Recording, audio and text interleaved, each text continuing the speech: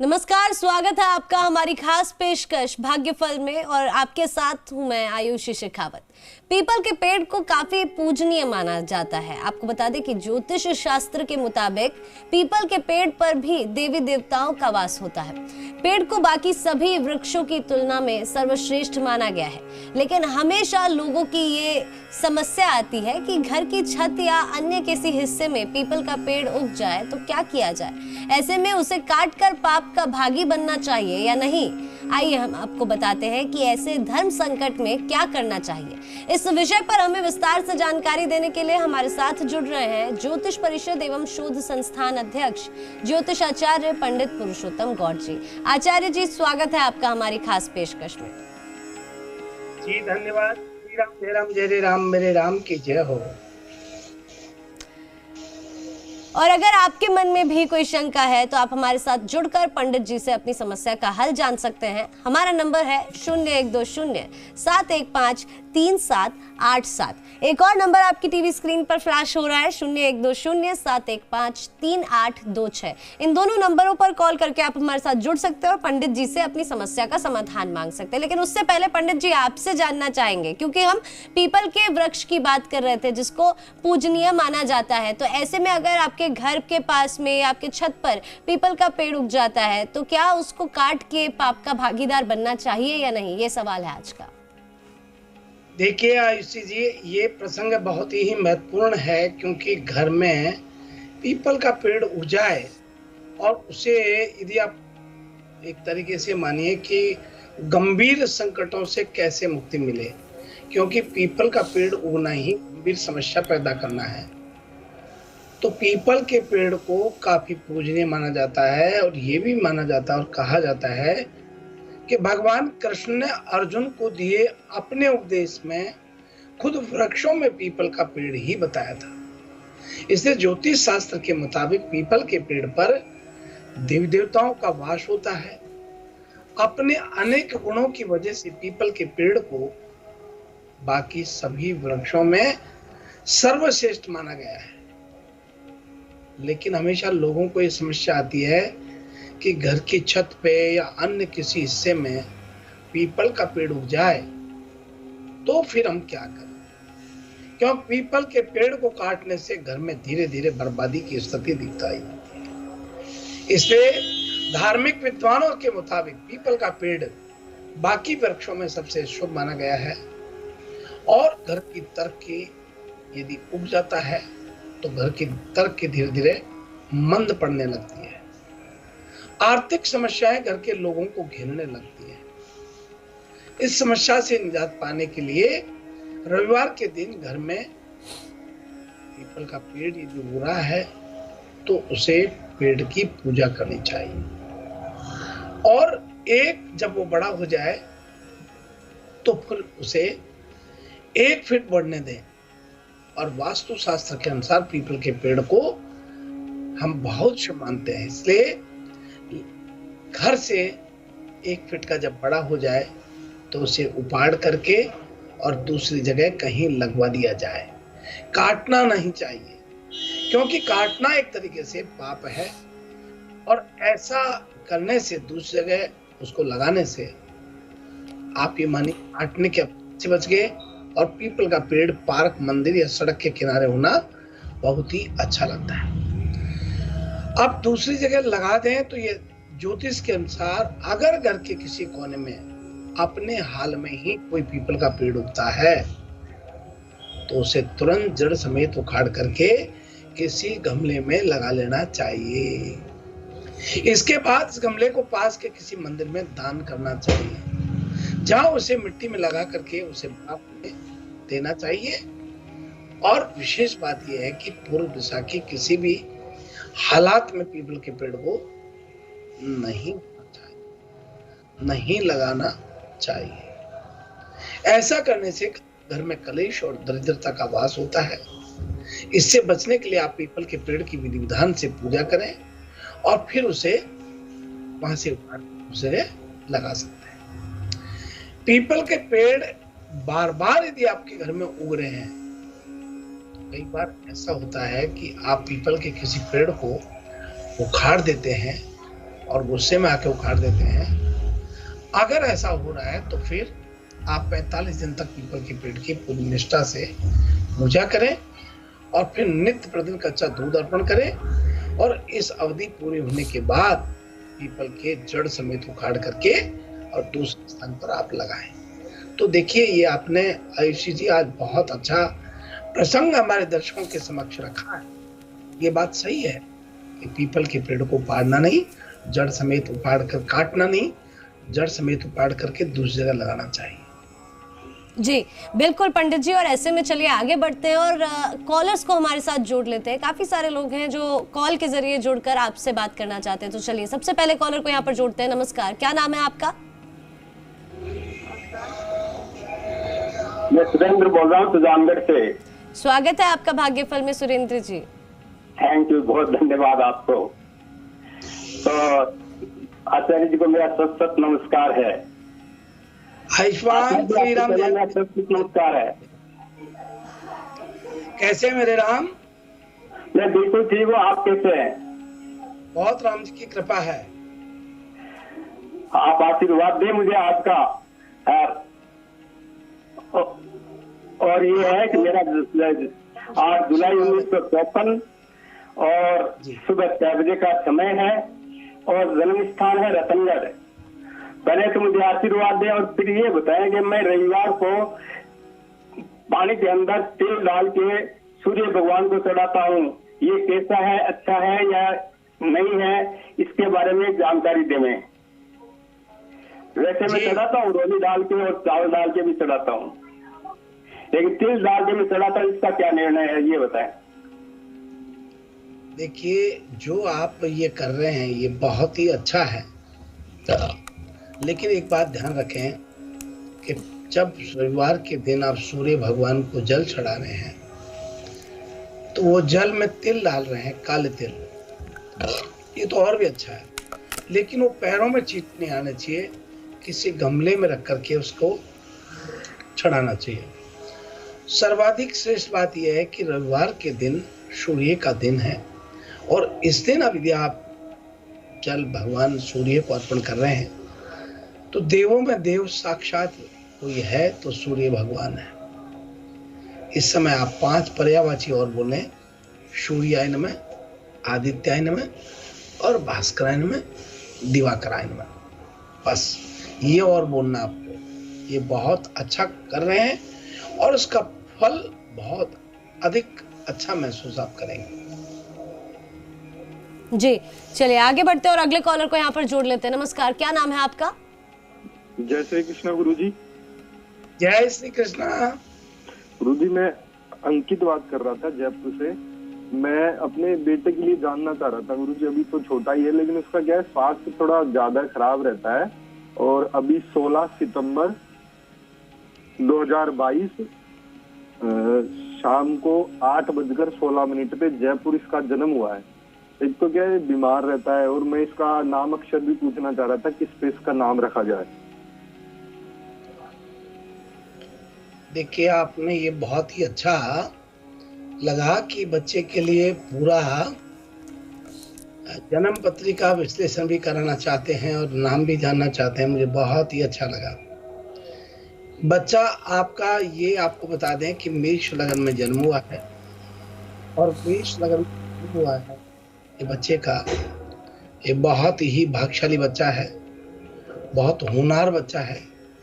और वहीं आपको बता दें कि बच्चे को जो विशेष तौर पर आप नाम की बात कर रहे हैं तो बच्चा मेष लगन में जन्म हुआ है और वृषभ राशि आती है जिसमें वै ओ नाम से आप नाम रख सकते हैं।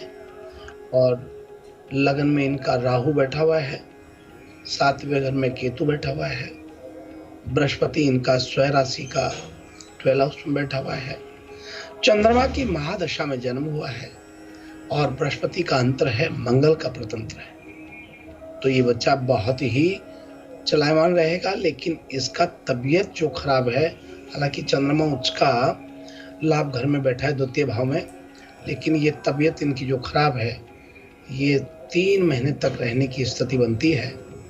अक्टूबर, नवंबर, दिसंबर 3 महीने आप सावधानी बरतें उसके बाद बच्चा एकदम ठीक रहेगा। इनके ऊपर 1.25 किलो काले तेल उसार करके थोड़ा सा बूरा और थोड़ा सा घी मिश्रण करके और संध्या के समय चींटियों को डालना शुरू करें। 11.25 किलो ये करिए, एकदम स्वस्थ होंगे और आप डरिए मत, बिल्कुल ठीक रहेंगे। जी चलिए आगे बढ़ते हैं और अगले कॉलर को जोड़ लेते हैं। नमस्कार, क्या नाम है आपका? हेलो मैम, नमस्कार। जी मैं जयपुर राजस्थान से बोल रही हूँ। मेरा नाम राज कंवर है। जी, किसके बारे में जानना चाहती हैं आप? मुझे मेरे पुत्र के बारे में जानना है। आप अपने पुत्र की जन्म तिथि, जन्म का समय और जन्म का स्थान बता दीजिए। मेरे पुत्र की जन्म तिथि है 26 नवंबर 2010 शाम 7:44। उसका नाम है हर्षवर्धन सिंह। मुझे उसके बारे में ये जानना है कि वो सरकारी नौकरी लगेगा कि नहीं लगेगा, आगे उसका किस क्षेत्र में जाएगा वो पंडित जी। देखिए बहन जी, आपको हर्षवर्धन के लिए बहुत मंगल शुभकामनाएं। ये सरकारी क्षेत्र में आप भेजना चाहती हैं और ये बच्चा निश्चित रूप से जाने की स्थिति बनती है। ये बड़ा इंटेलिजेंट और समझदार और बहुत होशियार बच्चा है। आप इसके लिए बिल्कुल नहीं डरें। लड़का बहुत इंटेलिजेंट है, बहुत ही समझदार है और निश्चित रूप से इनका भाग्योदय की स्थिति जो होती है वो 2027 में जाके होती है। आप इनसे प्रतिदिन यदि कर सकते हैं तो एक दीपक शिव मंदिर में जलाने के लिए कहें संध्या के समय। यदि ऐसा करते हैं तो इन्हें बहुत बहुत मंगल होने की स्थिति बनती चली जाएंगी और इस सरकारी नौकरी तो अवश्य लगेगा। आपको बहुत मंगल शुभकामनाएं। चलिए आगे बढ़ते हैं और अगले कॉलर को जोड़ लेते हैं। नमस्कार, क्या नाम है आपका? विशाल रजवानी है मेरा बेटा है। सरकारी नौकरी लगेगी कि नहीं? जन्म की तिथि, समय और स्थान बता दीजिए। 98 है, 15 अक्टूबर। ठीक है, समय? 99। ठीक है, समय? 15:10। समय है रात को 8:06 पे। और शहर?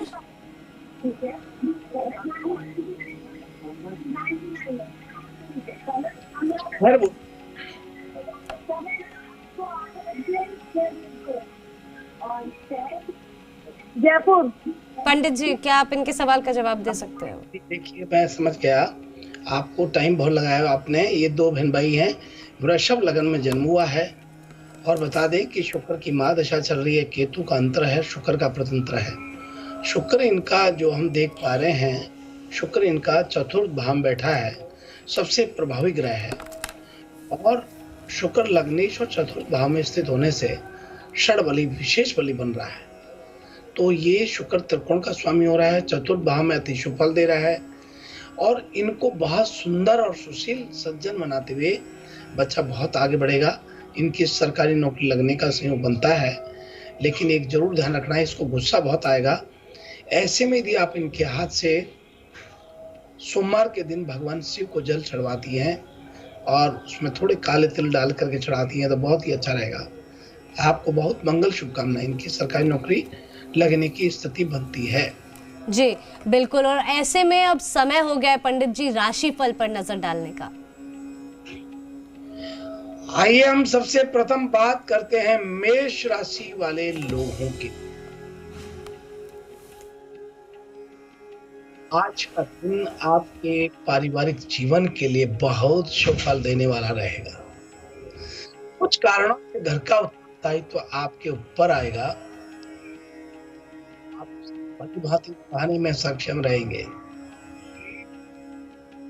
और अब आगे बढ़ते हैं और बात करते हैं वृषभ राशि वाले लोगों की। वृषभ राशि वाले लोगों को आज जो व्यापारिक कार्य में लिप्त हैं, उनसे आज आपको लाभ होना और थोड़ा सावधानी होने का संयोग बनता है। लाभ का प्रतिशत ज्यादा रहेगा। दिन की शुरुआत में कुछ नए समझौते होंगे और ग्राहक आपसे प्रसन्न होते हुए या प्रसन्न रहते हुए दिखाई देंगे, लेकिन बाद में स्थिति आपकी उलट जाएगी। ऐसे में शत्रु आपका अहित करने का सोच सकते हैं, इसलिए थोड़ी सी वाणी पर संयम रखते हुए अपने आप में सचेत रहें। और अब आगे बढ़ते हैं और बात करते हैं मिथुन राशि वाले लोगों के। मिथुन राशि के जातकों को आज यदि आप अच्छा छात्र हैं, कॉलेज से मिले प्रोजेक्ट में ज्यादा ध्यान लगेगा और आप इसमें रुचि भी लेंगे। दोस्तों का भी भरपूर सहयोग मिलेगा और समय से पहले इसे पूरा भी आज आप कर लें। और अब आगे बढ़ते हैं और बात करते हैं कर्क राशि वाले लोगों के लिए। आज के दिन की शुरुआत थोड़ी आलस्य भरी रहेगी। इस दौरान शरीर में सुस्ती छाई रहेगी और कुछ काम करने का मन नहीं करेगा। ज्यादातर समय आराम में ही आज आपका बीतेगा। आइए अब हम बात कर रहे हैं सिंह राशि वाले लोगों के लिए। ऑफिस में आपको लेकर आज राजनीति हो सकती है, लेकिन आप इन सबसे दूर रहेंगे तो बेहतर रहेगा। किसी सहकर्मी के द्वारा आपकी छवि को नुकसान पहुंचाने का आज प्रयास किया जा सकता है। और अब आगे बढ़ते हुए बात कर रहे हैं कन्या राशि वाले लोगों के लिए। आज कन्या राशि के लोग यदि आप प्रेम संबंध में हैं तो आज के दिन सचेत रहें। दिन की शुरुआत में कुछ बातें ऐसी होंगी जो दोनों को ही पसंद नहीं आएंगी। ऐसे में आप ना अपने पार्टनर के साथ उसे लेकर कहासुनी हो सकती है। यदि आपने संयम से काम नहीं लिया तो आज बात आगे बढ़कर आपके सम्मान को नुकसान पहुंचा सकती है।